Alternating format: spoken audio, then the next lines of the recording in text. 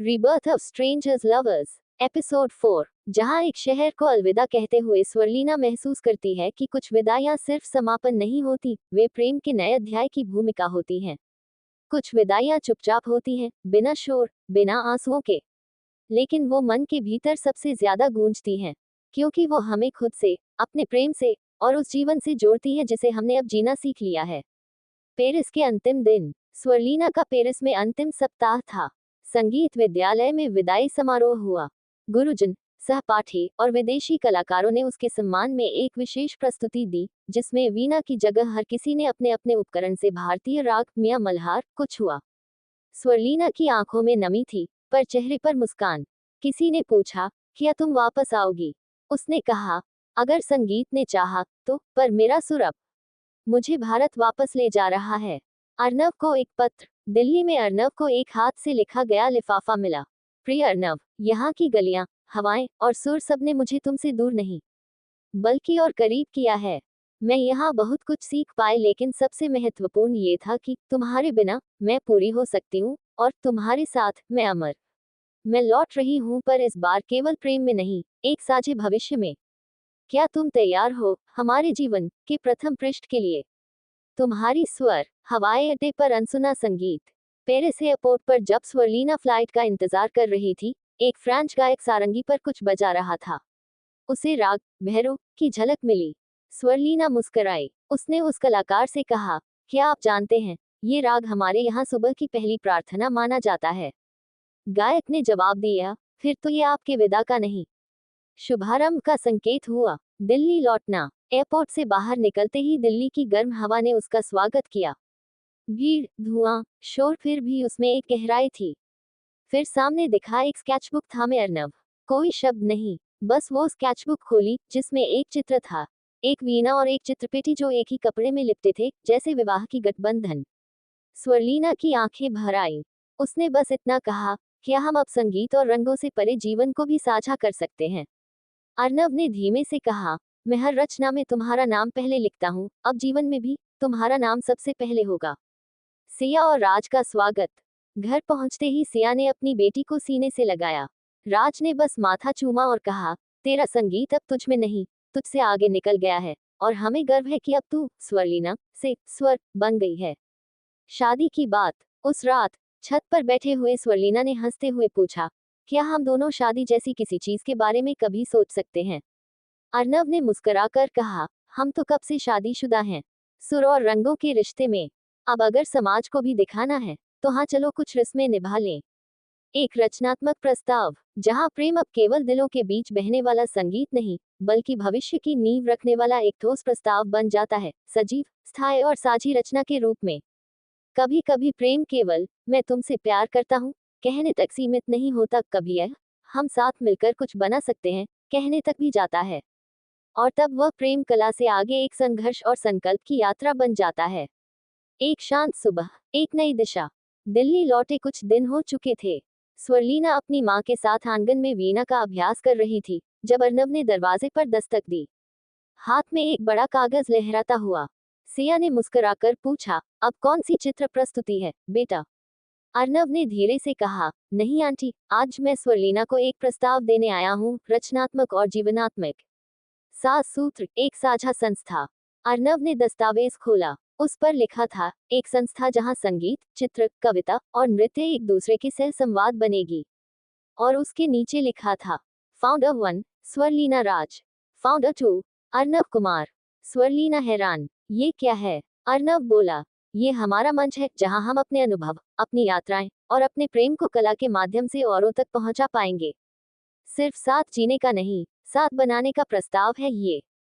परिवार की प्रतिक्रिया। राज ने दस्तावेज को ध्यान से देखा, फिर बोला, इसमें तो सिर्फ संस्था नहीं, रिश्ते की जमीन भी है। सिया ने कहा, मुझे इस प्रस्ताव में विवाह से ज्यादा स्थायित्व दिख रहा है। पंजीकरण की तारीख तय। दोनों ने तय किया कि 7 सूत्र का औपचारिक पंजीकरण उनकी पहली मुलाकात की वर्षगांठ पर होगा। स्थान चुना गया, वही पुराना स्कूल ऑडिटोरियम जहां दोनों ने पहली बार मंच साझा किया था। आमंत्रण पत्र। उनकी पहली सार्वजनिक घोषणा के लिए एक आमंत्रण पत्र तैयार किया गया। 7 सूत्र का आरंभिक राग, एक शाम जहां सुर और रंग साथ मिलकर जीवन का प्रथम अध्याय लिखेंगे। स्थान all India centre for art, नई दिल्ली। तारीख 10 जुलाई। समय सायं 6 बजे। प्रस्तुतकर्ता स्वरलीना और आदित्य। विषय जब प्रेम कला बन जाए। रात की बातचीत। रजिस्ट्रेशन से पहले की रात दोनों छत पर बैठे थे। चांद धीमा था, दिल तेज। स्वरलीना ने पूछा, क्या ये हमारी जिंदगी की सबसे बड़ी रचना होगी? अर्नव ने कहा, नहीं, हमारी सबसे बड़ी रचना हर वो दिन होगा जो हम इस संस्था में किसी टूटे कलाकार को अपनी आवाज वापस दिलाने में लगाएंगे। कभी कभी एक मंच, एक प्रस्तुति केवल प्रदर्शन नहीं होती, वह बीते हुए हर भाव, हर पीड़ा और हर प्रेम की जीवंत पुनरावृत्ति होती है। 10 जुलाई 7 सूत्र की पहली प्रस्तुति। स्थान all India centre for art. समय सायं 6 बजे। मौसम हल्की बारिश की सरसराहट। स्वरलीना हॉल के ग्रीन रूम में थी, वीणा उसके सामने। अर्नव दीवार पर आखिरी स्केच पूरा कर रहा था।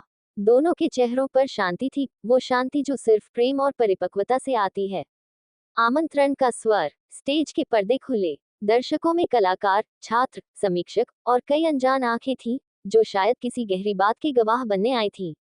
पहले स्वरलीना ने बोलना शुरू किया, आज हम आपसे कुछ नया नहीं बांटने आए हैं, बल्कि वो सब जो हमसे पहले भी अनकहा रह गया, उसे दोहराने आए हैं, एक सुर में, एक रंग में।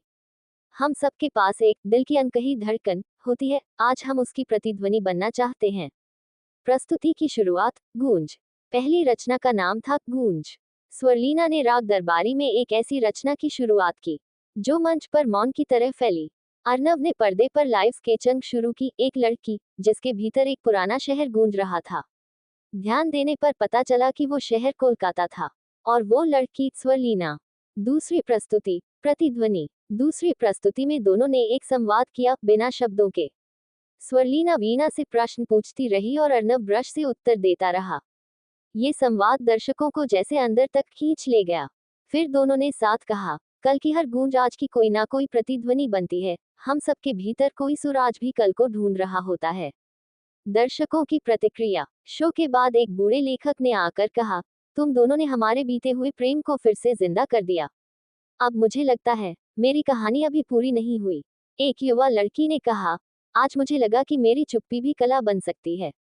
सिया और राज का आशीर्वाद। कार्यक्रम के अंत में सिया ने मंच पर जाकर स्वरलीना और अर्नव का हाथ पकड़ा। आज तुमने जो बांटा वो सिर्फ कला नहीं थी, वो जीवन की पुनर्रचना थी, और एक माँ के लिए इससे बड़ा गर्व कोई नहीं कि उसकी बेटी किसी की आवाज बन गई। राज ने कहा, अब ये प्रेम कहानी सिर्फ तुम्हारी नहीं रही, ये इस युग की धड़कन बन गई है। एक नई भूमिका की शुरुआत। अगले दिन 7 सूत्र को आधिकारिक रूप से राष्ट्रीय रचनात्मक संगठन के तौर पर मान्यता मिली। अब वे न केवल कार्यक्रम बल्कि वर्कशॉप, मेंटरशिप और ट्रॉमा हीलिंग प्रोग्राम्स में भी काम करने लगे। स्वरलीना और अर्नव अब सिर्फ कलाकार नहीं रहे, प्रेरक बन चुके थे। जहां प्रेम की घोषणा ना संगीत में सुर बनकर आई, ना चित्र में रंग बनकर, बल्कि एक ऐसे मौन में गूंजती रही जिसे सिर्फ दिलों ने सुना। कुछ रिश्ते कभी आई लव यू नहीं कहते, कभी अंगूठी नहीं पहनाते, न ही फेरे लेते हैं, वो बस एक मंच पर साथ खड़े हो जाते हैं और पूरा संसार समझ जाता है कि ये दो आत्माएं अब एक रचना बन चुकी हैं। स्वरलीना और अर्नव ने एक आम शादी की रस्मों से अलग अपना संबंध एक अनोखे आयोजन के जरिए घोषित किया। नाम रखा गया कला विवाह, एक समारोह जहां प्रेम की बुनियाद संगीत, चित्र, कविता और मौन से रखी जाती है। स्थान एक प्राचीन बंद हो चुका थिएटर जिसे 7 सूत्र ने फिर से जीवन दिया।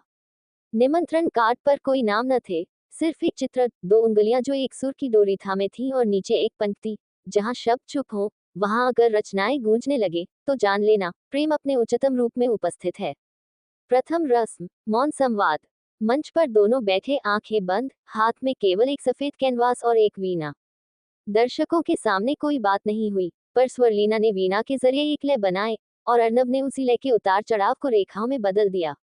जब संगीत रुका, कैनवास पर एक अद्भुत आकृति उभरी थी, 2 आत्माओं की मिलन रेखा, जिसमें एक दूसरे के भीतर समाये थे दोनों। दूसरी रस्म साक्ष्य की रचना। अब मंच पर आए उनके परिवार वाले। सिया ने अपनी बेटी को 2 चूड़ियां दी, एक वीणा की धातु से बनी, दूसरी चित्र की लकड़ी से। राज ने अर्नव को एक पुरानी डायरी दी जिसमें लिखा था, शब्द चुप थे जब तुम मिले, अब हर रचना एक चिट्ठी है। अर्नव ने वो डायरी खोली और मंच पर पढ़ा, हमने कभी एक दूसरे से शादी करने को नहीं कहा, पर हर बार जब हमने साथ कुछ रचा वो एक फेरे की तरह था। तीसरी रस्म साक्षी की गूंज। सात सूत्र के छात्रों ने मंच पर एक रचना प्रस्तुत की जिसमें कोई वाद्य यंत्र नहीं था, सिर्फ देह की लय, सांसों का प्रवाह और आंखों की भाषा।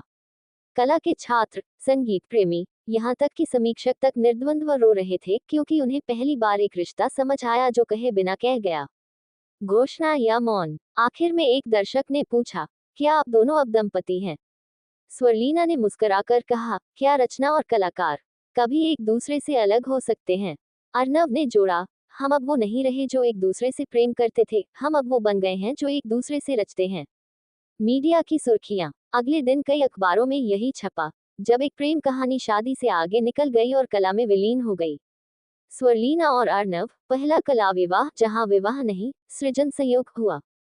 सिया की डायरी में एक पंक्ति, मुझे गर्व है कि मेरी बेटी ने शादी नहीं की, उसने एक विचार से बंधन जोड़ा जिसे देख अब सबको अपने रिश्तों पर सोचने को मजबूर होना पड़ेगा।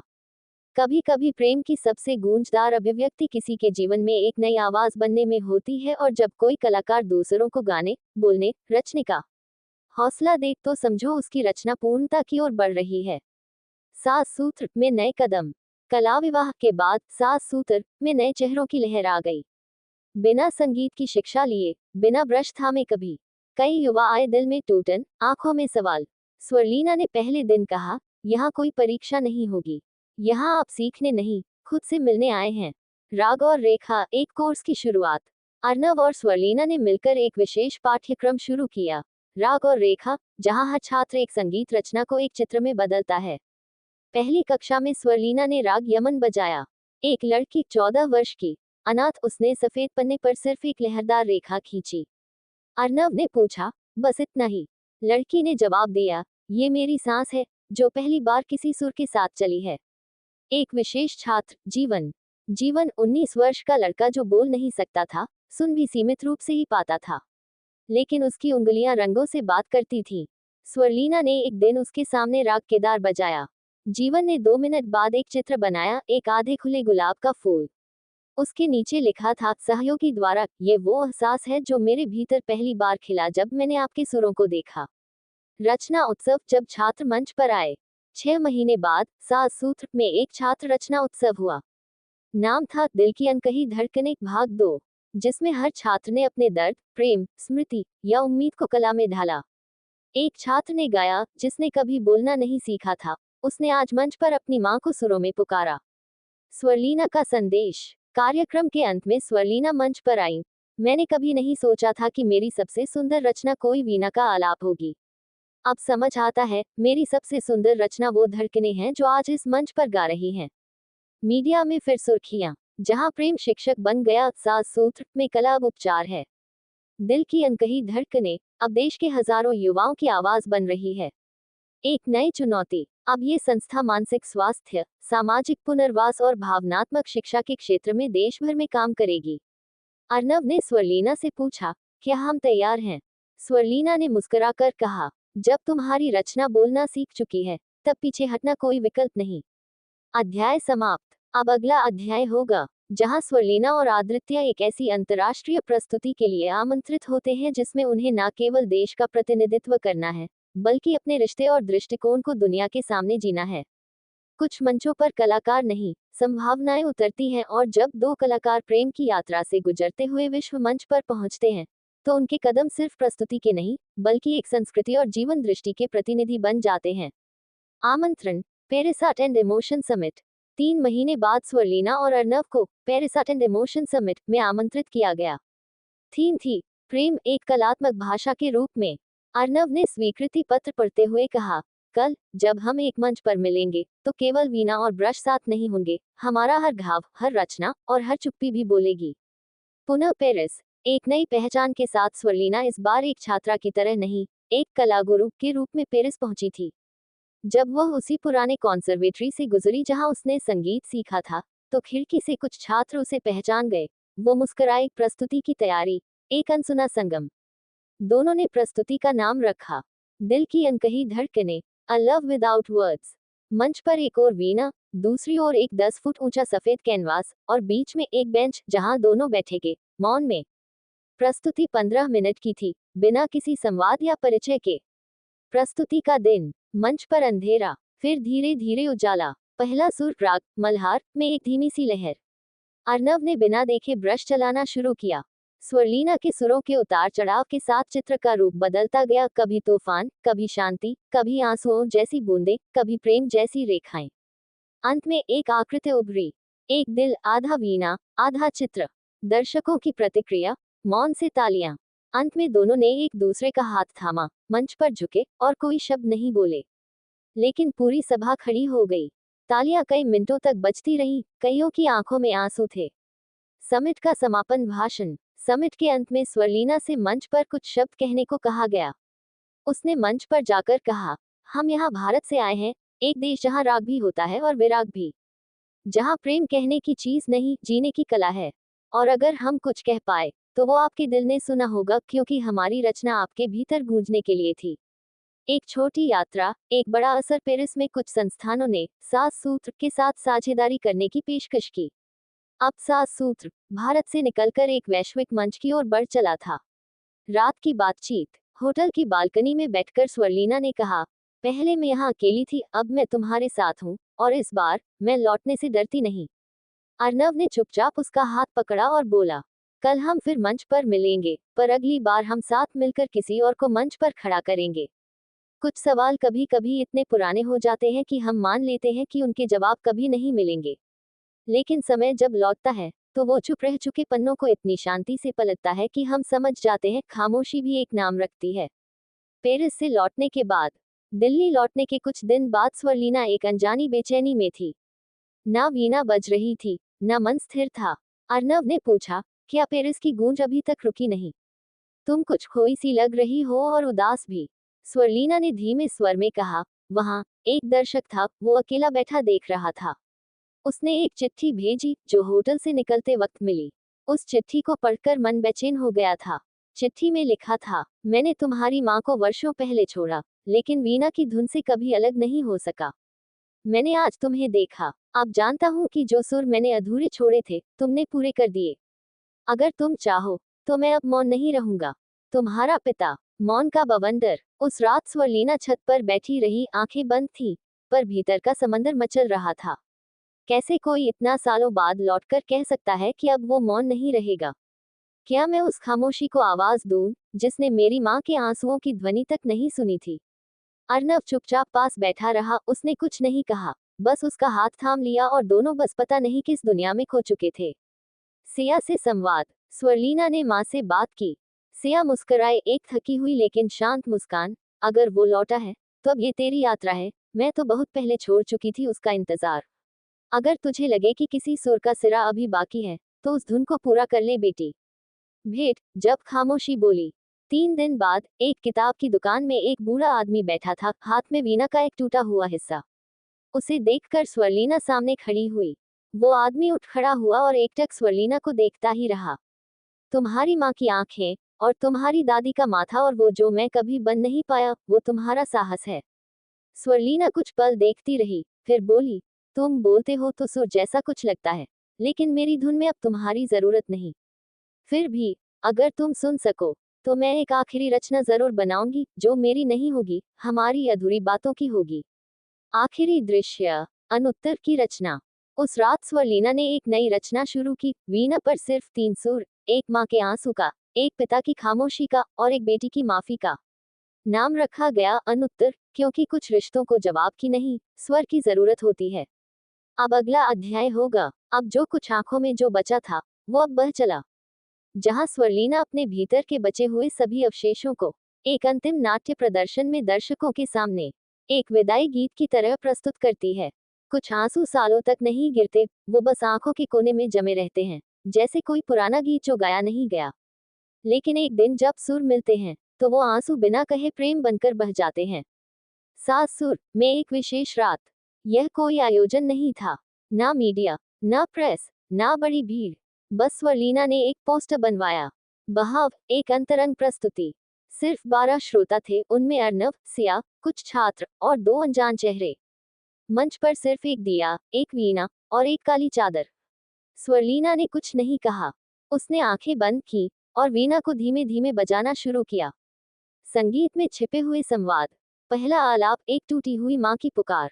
दूसरा आलाप, एक लड़की की धीमी आवाज जो कहना चाहती थी पर किसी ने सुना नहीं। तीसरा, एक प्रेमी का आत्मघाती मौन जो प्यार तो करता था पर खुद से नहीं। और अंत में एक आत्मा की क्षमा, खुद के प्रति, सबके प्रति।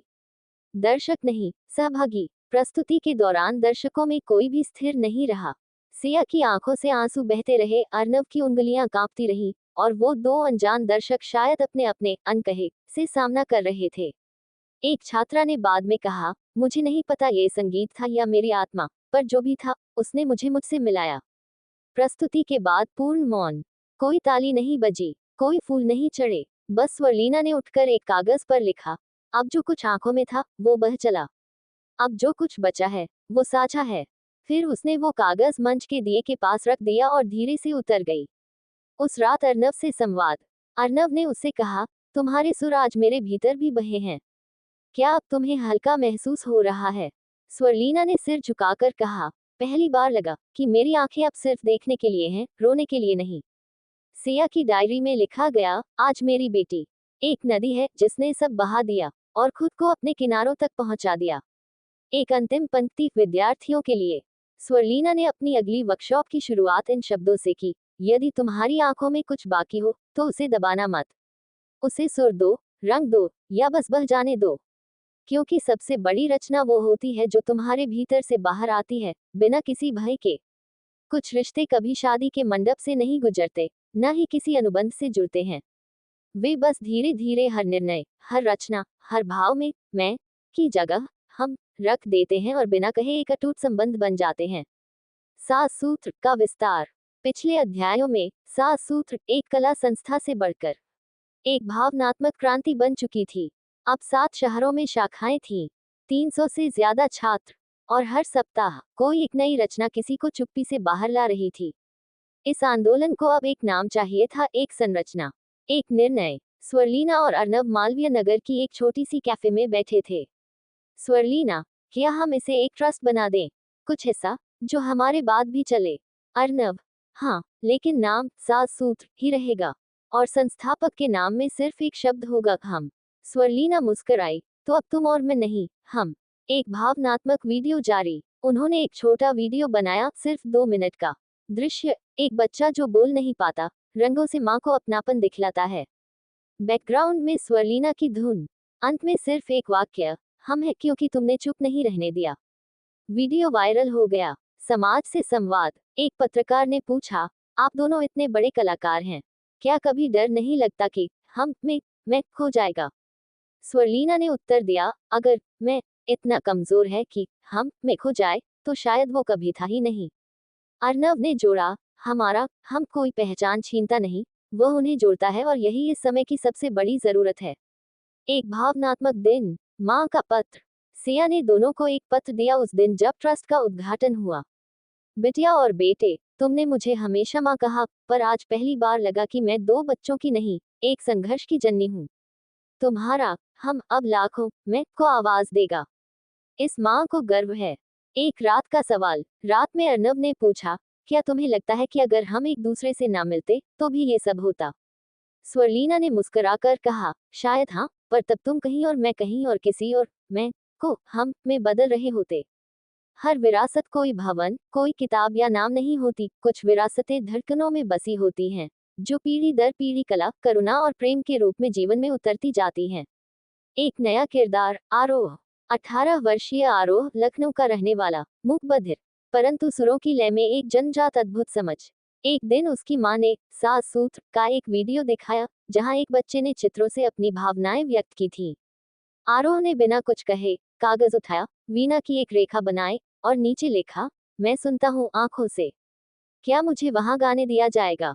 स्वरलीना का पत्र। जब आरोह का आवेदन पहुंचा तो सभी प्रशिक्षकों ने उसे जटिल मामला बताया, लेकिन स्वरलीना ने खुद एक पत्र लिखा, तुम्हारा सवाल ही तुम्हारी पात्रता है।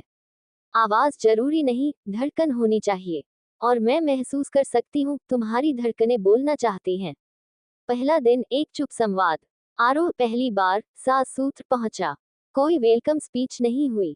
स्वरलीना बस उसके सामने बैठ गई, वीणा का एक टुकड़ा और ब्रश रख दिया। फिर वह बोली नहीं, बस वीणा के एक एक सुर बजाती रही। आरोह ने अपनी आंखें बंद की, और फिर चित्र बनाना शुरू किया, धागों से फैले रेखाएं जो बीच में मिलकर एक दिल का आकार बनाती थी। अर्नव की कक्षा में आरोह। अर्नव अब प्रशिक्षण का भार संभालते थे। उन्होंने देखा कि आरोह हर ब्रश स्ट्रोक किसी सुर के अनुसार चलाता है, जैसे वह संगीत को महसूस कर सकता है। एक दिन अर्नव ने उससे इशारों में पूछा, तुम्हें कैसे पता चलता है कि किस सुर के साथ क्या रंग चाहिए? आरोह ने लिखा, जब कोई सुर कांपता है तो मेरी आत्मा भी हल्की सी हिलती है।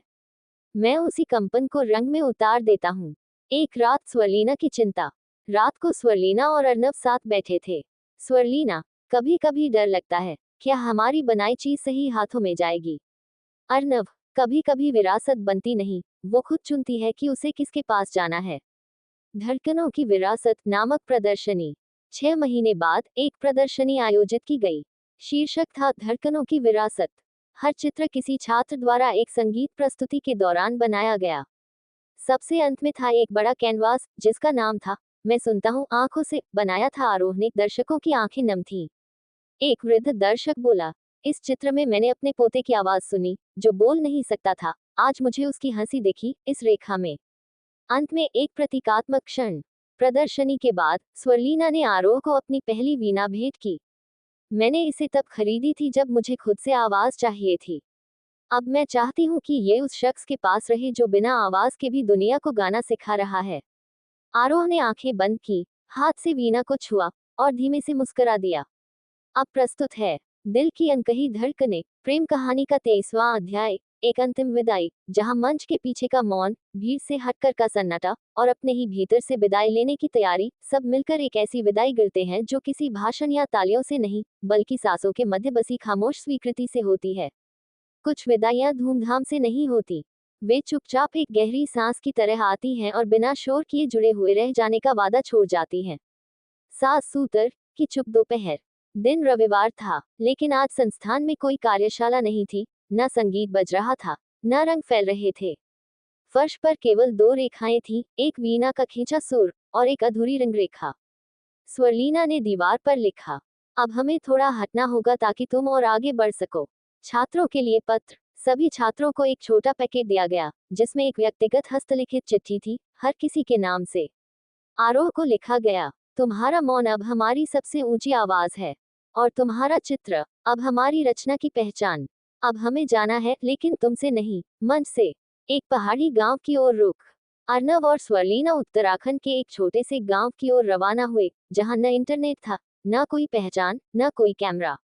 सिर्फ एक कमरा, एक वीणा और एक कैनवास। स्वरलीना ने कहा, अब मैं पहली बार बिना भूमिका के वीणा बजाना चाहती हूँ। रात का संवाद। गांव में पहली रात आसमान में तारे झिलमिला रहे थे। स्वरलीना, तुम्हें नहीं लगता कि इतनी जल्दी सब कुछ छोड़ दिया? अर्नव, मैंने कुछ नहीं छोड़ा, मैंने वो वापस कर दिया जो मुझे कभी दुनिया से उधार मिला था। अब जो बचेगा वो सिर्फ हमारा होगा, हमारे भीतर की रचना। एक पुराने ट्रंक से निकली डायरी। स्वरलीना ने उस गांव के घर में एक पुराना लकड़ी का ट्रंक खोला।